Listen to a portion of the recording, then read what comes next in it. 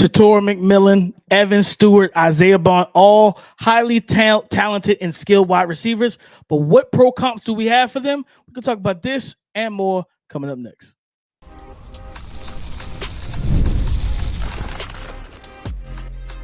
You are Locked On NFL Draft, your daily podcast covering the NFL Draft. Part of the Locked On Podcast Network, your team every day. What's up, Locked On family? Welcome back to the Locked On NFL Draft Podcast, your daily podcast covering your favorite draft prospects, part of the Locked On Podcast Network, your team every day. I'm your boy, Damian Parson. You can all find and follow me on X at DP_NFL. I'm a senior draft analyst, and thank you for making Locked On NFL Draft your first listen today and every day. Shout out for being our everydayers. And I got to kick the intro to Mr. LSU himself, Keith Sanchez. You can find and follow him on X at The Talent Code. Can you talk to him, baby? What's up, Locked On family? Let's get locked in. This is Keith Sanchez, the other side to this dynamic duo that we like to call the Locked On NFL Draft Podcast. And I want to say shout out to our everydayers. Thank you for tapping in with us each and every single day, man. If you can hear my voice, go ahead and hit that like button. I promise you this is an action-packed show, man. This is a fun show. Go ahead and comment after each segment. And don't forget to subscribe to the YouTube channel at Locked On NFL Draft. DP, I said this is a fun show, man. We did the quarterback comparisons. Now we're going to jump into these wide receiver comparisons, right? Some of the top graded wide receivers that we have early on in this process. Wide receiver from Arizona, Tetairoa McMillan. Then we're going to go with wide receiver. He was at Texas A&M. Now he's at Oregon. Like, even doing this, DP, I got to make sure I'm on my P's and Q's, man. Evan Stewart, he's at Oregon now. And then Isaiah Bond, he was at Alabama. Now he's at University of Texas. So these players are on the move, man. But listen, we're going to compare NFL comparisons, right? Have the conversation. Who would have to have success in the NFL to help stabilize or possibly elevate these guys' draft stocks? Because we know that the NFL is a copy and paste league, right? They like to see it happen and then they go ahead and copy it. But man, before we get started, man, why don't you hit them with our title sponsor? Today's episode is brought to you by FanDuel. Make every moment more. As playoffs wind down, the sports stop sporting like we want them to. But this summer, FanDuel is hooking all customers up with a boost or a bonus daily. That's right. There's something for everyone every day, all summer long. Visit FanDuel.com/locked-on to get started. Tetairoa McMillan, Keith, and I think we talked about it when you broke him down on the scouting notebook probably about 2 weeks ago, and we invoked the two names. We invoked Mike Evans, who's a Hall of Fame receiver. We just got to call it what it is. He's a Hall of Fame receiver. You know what I mean? One of the most productive receivers of all time, with multiple 1,000-yard seasons. But the name I think that he needs to have a good season in 2024 is the other name we talked about, Drake London, because that's the other name that people are invoking on a regular basis. I have some other names, DP. I did my deep dive. I did some searching. I did some podcast preparation, right? So I did some other 6'4 plus wide receivers, man. So Mike Evans, right? I forgot about Drake London. We talked about him on the last podcast. Other 6'4 wide receivers, Nico Collins, Mike Williams, T. Higgins, AJ Green. So I'm looking at it. First of all, I want to say, which one do you think most aligned? Do you think it's the Mike Evans and Drake London? I kind of like the Nico Collins addition also to that, because Tetairoa is a thicker wide receiver also, right? But another 6'4 guy. But yeah, then also Mike Williams being a fluid mover, contested catch guy. So those are a couple other names that we could just invoke in this conversation and have some fun with. No, I like the Nico Collins one is definitely interesting. That big body, build up speed guy. Great at the catch point, knows how to use his frame, similar to Tetairoa McMillan as well. I'm gonna tell you, the AJ Green one actually stands out to me a little bit more, and it's because of the fact of how quick he is and fluid after the catch, where he can make guys miss. He can he can be a power forward, but he also has a little bit of that wiggle and elusiveness, similar to like an AJ Brown. And I think for AJ Green, I'm sorry. And I think that I like that one a lot. I like that one a lot because of the fact of him offering the best of both worlds. Big, strong, athletic, can box you out. But if I catch it in the short game, don't think it's just a possession situation.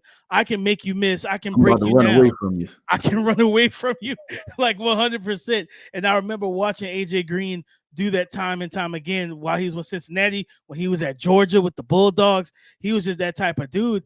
And just kind of back to my point, his because at the end of the day, Keith, like we know how fluid and or lazy draft analysis can be when it comes down to, okay, if Drake London doesn't have a good year in 2024, even with an upgrade at quarterback, people are going to then say, man, do I want a Tetairoa McMillan? Because he profiles so similar to Drake London. Like, I don't know if I want to spend another top 10 pick on a carbon copy and we don't get the bang for our buck that we expected to get with Drake London, right? So I think if Drake London goes out there and finally, like, first of all, Drake London has been productive, like even with the like inconsistent QB play he's had. If him and Kirk Cousins connect for 1,300 yards and 12, 13 touchdowns, like that's going to really, to me, like you talked about, stabilize that. And I'm gonna throw one more name out there, Marvin Harrison Jr. Like another big body receiver. And he's a rookie, right? A freshman in the NFL, a guy who actually they win kind of similar route tempo. They're really good route runners. They're good after the catch in terms of using their strength to be able to free up guys. But if you give them on target, good ball placement, they can make guys miss one-on-one because they both have shown that. I think Marvin Harrison goes out there now I'm not saying he's on the exact tier as Marvin Harrison Jr., but still, yeah, Marvin goes out there and balls out with Kyler Murray as a rookie. Like, again, teams will be like, because we know, like you said, it's a copycat league. Teams like, man, yeah, having those 5'10", super explosive, dynamic receivers who are great run after the catch, those guys are fun, man. Like, that's great to have. But it's nothing like having a big 6'5", 210-pound X receiver. And that's what happens. Well, no, DP, and that's why I don't like when people speak in absolutes, right? Like, you know what I'm saying? It's like you only need big wide receivers, you only need small wide receivers, either one, because the pendulum consistently swings. And I think if you back up the Marvin Harrison Jr. and then now you follow it up with a Tetairoa McMillan, then now the pendulum is going to start swinging again from the 5'11", 185-pound wide receivers, right, to we want to try to find the 6'2", 6'3s. And that's why we talked about, like, who needs to have success. If you can't tell me if Nico goes out for 1,400 yards, right, that it's not going to help out Tetairoa's draft profile and then being like, hey, the return of the big wide receiver, right? Mike Williams, he's going to be out there with Aaron Rodgers throwing him the football. That's going to matter when it comes down to his draft stock and his draft perspective. T. Higgins, right? Like, where is T. Higgins going to fall on, as far as just the yardage and things like that? AJ Green, Hall of Fame guy. Mike Evans, we know what he is, Hall of Fame guy. So I think all of those big body wide receivers is going to get teams to rethink this again and be like, hey, is this just a flat out top 5 pick, right? Because everything he's doing. I'll say this, that Tetairoa McMillan is a big wide receiver that knows he's big too. He's a bully, right? Like, and that's, because you even have kids, right? You're on a yard, right, playing at recess. And then it's the big guys, right, that they're good people, right? They don't want to mess over you. And then it's the guys that's big, and then they know they're big and they want to take your lunch money, right? That's what Tetairoa is. He wants to take your lunch money. Like, and I was impressed by it. Just his awareness of, hey, I'm 6'4", 6'5". I'm going over you. I'm going to get the ball before you can touch it.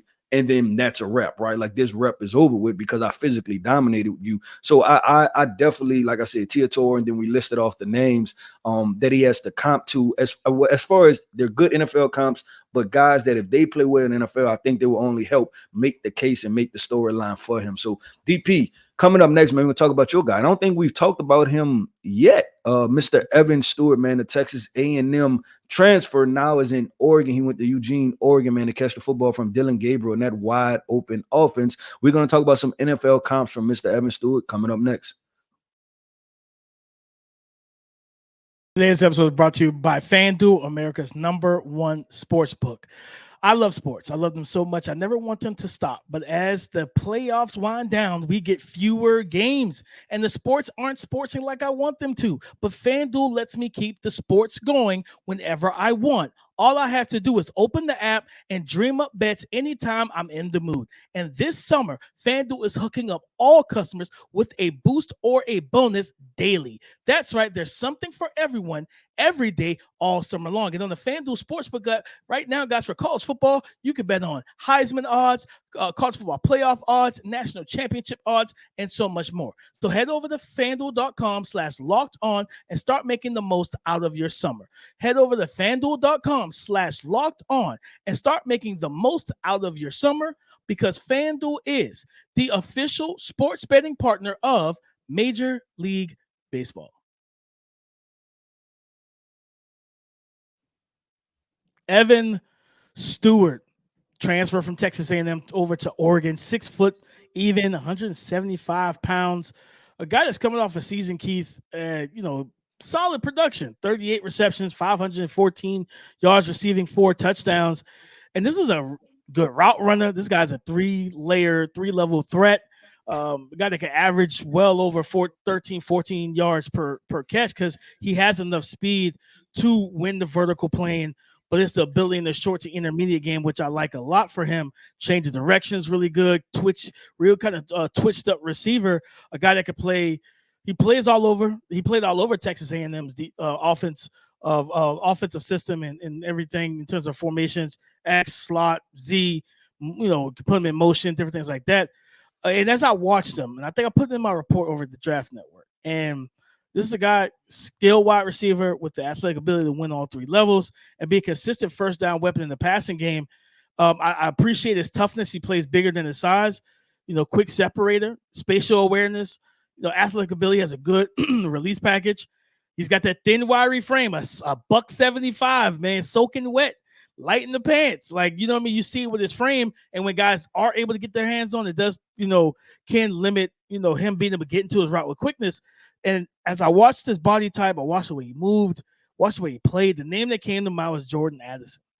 And I was like, you know what? This is a guy similar to Jordan Addison, how we felt last year. And we hit the nail on the head. Man, if he goes to a situation like Minnesota where you get to play alongside Justin Jefferson, even though it wasn't for the full season because Justin Jefferson got banged up a little bit, but even, playing with him where he's going to pull coverage, you're going to get one-on-ones, you're going to see the at best second best corner, depending on where you're aligned, you might see the third or fourth best corner, and you're probably going to see some safeties.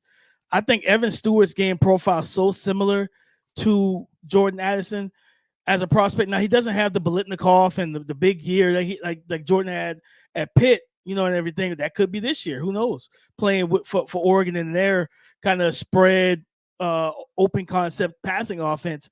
I think for Evan Stewart, Jordan Addison goes out there. Remember, he had a good year as a rookie, right? With Justin Jefferson. And then when Justin Jefferson wasn't there, you know what I mean? When they knocked off San Fran, he was one of the big reasons why they knocked off San Fran.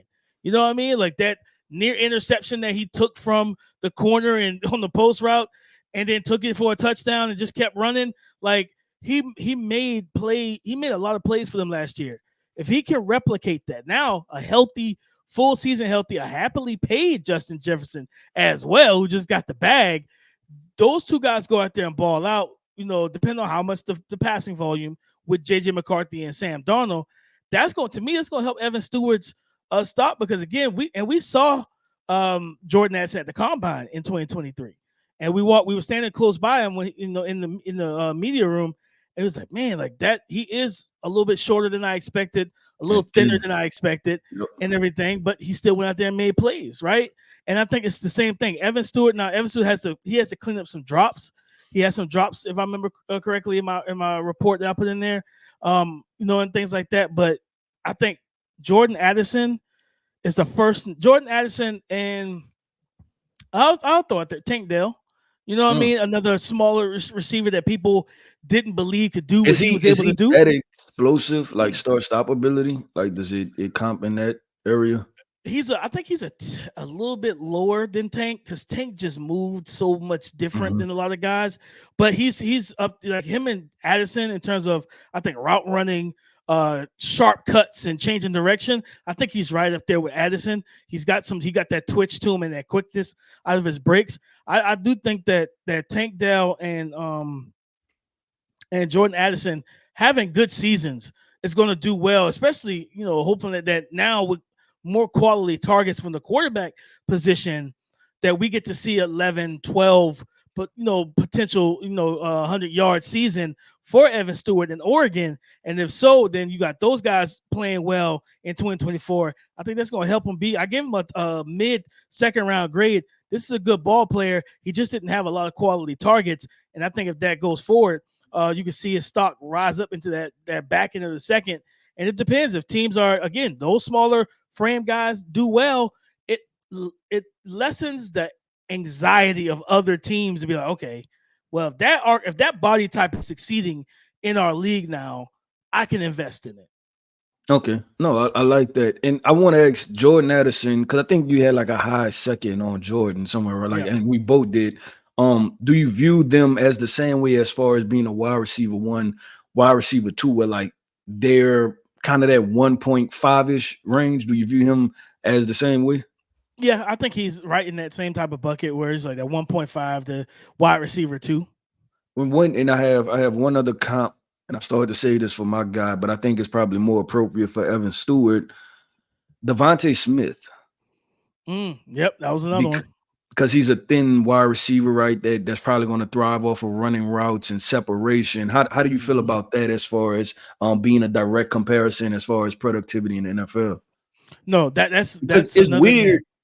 As talented as Devonte was, he didn't get a lot of run as being the wide receiver 1. Like, I think it was probably 1 year, right? And then they traded for AJ Brown. Yeah, I thought that was like, you know what I'm saying? Like, for as talented as he was, for as hyped as his name was, for being a Heisman winner and everything else, I think they only gave him 1 year to like kind of be the sole guy, right? Before they brought in AJ Brown, which is no problem. But just, I thought it was interesting that we never even got to see if he can be a full wide receiver 1 and carry an entire offensive unit. And it sucked for him because he had that good rookie year, but he also was playing with the more raw version of Jalen Hurts as a passer that rookie year. And then we saw Jalen Hurts take that step the very next year when he had, the development, the full off season, working with, his coaches and stuff like that. And it's like, man, like I would have loved to see him as that number 1 guy. I think he had almost 1,000 yards as a rookie in an offense that, again, raw quarterback. I think they still ran the ball pretty heavily, different things like that. And yeah, Devonte Smith, that's why, because I remember writing that down when I scouted Smitty coming out of Alabama, plays bigger than his size, because the ability to extend your catch point, your catch radius, and attack the ball at his highest point. Evan Stewart does that. The middle of the field, he's got throws where it should be on the numbers. It's held a higher, and he goes up and he extends his frame and he goes and makes the play and showcases some of that toughness and everything, and just in the strength at the catch point in the middle of the field. And he's fearless in that regard. So like, yeah, Devonte Smith I forgot about it. That was a name I actually wrote down because of that same exact phrase. I was like, Devonte Smith plays bigger than his size. And it's like, it's easy to knock a guy. And I think when me and you watched Tank Dell during the draft process last year, we studied Tank Dell during the film session one day, and we saw Tank Dell route a guy, break back, the ball is inaccurate, and then he leaps and extends the catcher. It's like, plays bigger than his size. Like he's not a guy that just plays to 5'10", $170. Like, he played bigger than that. And I think Evan Stewart does similar things. I'm just really excited for him. Anytime you see a talented receiver that's held back by quarterback play and just offensive, not saying the quarterbacks were bad, but it's like the starter got hurt. I think Connor Wegman got hurt. At some points they were on, I think, was it last year? I want to say some points they were on a 3rd and 4th string quarterbacks. It was rough. It was rough. It was rough. And I'm just like, man, situation. Yeah. And you kind of on the Oregon. Yeah, and you don't blame them, because you feel like, hey, if they were able to do that for the wide receiver just came out of Oregon, our guy drafted to Denver. God, Troy Franklin. Yeah. You know what it is, DP? We're onboarding like a whole new class of names right now. So it's like everything is like a slight pause to it, right? Because I'm trying to put all these names together. We in transition phase right now. But yeah, if they were able to do that, scheme some of those things open for Troy Franklin, playing that wide open offense, right? Then you would expect Evan Stewart can have some productivity. I think from what you described, DP, I think it's another guy that's off the radar right now as far as a draft prospect that's not in people top 100, but that can firmly place himself in the top 100 because the situation is matching, just like we talked about on the last episode when we talked about Juice Wells, right? Placing himself in Ole Miss. And the crazy thing about it, Keith, and to your point of being under the radar, everybody looks at Oregon's passing offense and they say, man, Tez Johnson is wide receiver 1. I'm hitting that Lee Corso, not so fast, my friend. I definitely think Evan Stewart has a case for that, and I can't wait to see him really get those reps and gain that confidence with Dylan Gabriel, because I think he actually could be the wide receiver 1. I'll talk about Tez Johnson on another episode. Well, let's do it. Let's do it. Let's do it. Well, coming up next, man, we have another. We started off with a 6'4", 6'5" guy, right? Then we went to the 6'1" guy. Now we're going to a 5'11", 180-pound Mr. Isaiah Bond, the Alabama transfer that is now at the University of Texas. Yes, Steve Sarkisian got the thing rolling, man, with the transfer portal. Coming up next, we're going to talk about Isaiah Bond and who's a good NFL comp for him, who needs to do good in NFL and it directly affect his draft stock. Coming up next. This show is sponsored by BetterHelp. Guys, I know for a fact that social media plays such a part in our lives, but how many times have you seen someone else that you love and care about, or you yourself compare your life or their life to others online, right? How many times do you get caught up wishing your life looked like someone else's, right? Comparison is the thief of joy, and it's easy to envy other people's lives. It might look like they have it all together. Everything might look like sunshine and rainbows on Instagram, but in reality, it probably isn't what it looks like. Guys, I'm telling you right now, therapy can help you focus on what you want instead of what others have so you can start living your best life. Because comparing your life to someone else's isn't being the best version of yourself. So if you've been thinking about starting therapy, give BetterHelp a try. It's entirely online and designed to be convenient, flexible, and suited to your schedule. Stop comparing and start focusing with BetterHelp. Visit BetterHelp.com/lockedon today to get 10% off your first month. That's BetterHelp, HELP.com/lockedon. Thank you for making Locked On NFL Draft your first listen today and everyday shot for being our everydayers. Listen, guys, Isaiah Bond, 5'11", a $180, former Alabama receiver, transferred over to Texas. Coming off a season, 48 receptions, 668 yards receiving, 4 receiving touchdowns. Keith, tell me why he's not Jalen Waddle, because I swear when he was wearing 17 and I saw the locks flowing and I saw the speed in open field, I had flashbacks to my guy Waddle out there at Alabama. No, I think, of course, Waddle's a different type. I think Waddle's DP, it goes deeper than that. Why you had the comp to John Mechie. So watching the film, right? What was John Mechie's one of his biggest situations was when he made that game-winning catch against Auburn. Isaiah Bond has a game-winning catch against Auburn. I think in the same exact end zone in the same exact spot.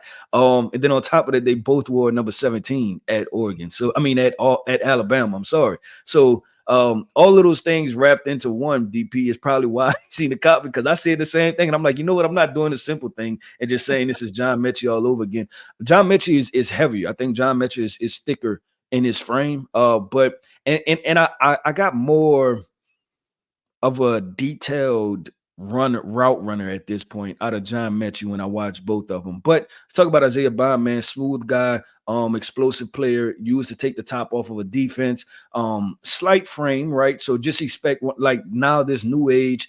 I almost thought of Jamison Williams, but I think Jamison Williams had a different gear. But if you can almost think of and this is not even a good way to say this, like somewhere between Jamison Williams and Jerry Jeudy, right? As far as, I'm not saying he's a blend of both, but Jerry Jeudy, I don't think was like that 4.3 speed, right? And then also, I don't think Isaiah Bond, I don't think I see 4.2 speed out of him, but the fluid movements, I'm thinking about that. But he was used how Jamison Williams was used as, hey, a guy to constantly take the top off of a defense.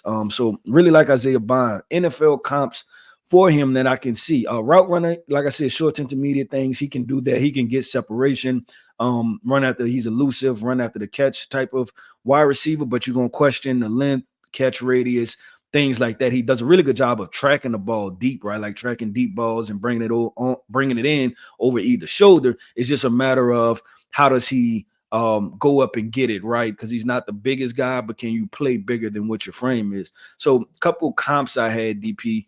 One was a guy that's retired now, so we can't necessarily affect his draft stock, but if we make the comp, good wide receiver, T.Y. Hilton out of FIU, first guy.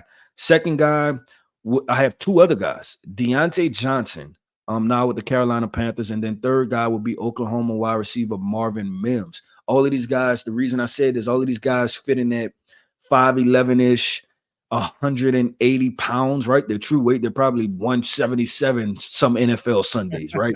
But all of these guys were vertical threats, can take the top off. You can do some short to intermediate things with them, but they're going to make their bread and butter is going to be running away from defenders and being the vertical stretch wide receivers. I think Deontay Johnson and Marvin Mims are very key for Isaiah Bond. I like the usage of T.Y. Hilton probably better, like that comp, but Deontay Johnson and Marvin Mims, because both guys, like I said, slighter frames, but if they can show to be more versed in what they can offer to an offense than just being a vertical stretch, I think it'll bode well for Isaiah Bond. Lastly, the comp that's going to happen because of where he's at now is going to be Xavier Worthy, right? Like that's what people initially are going to say.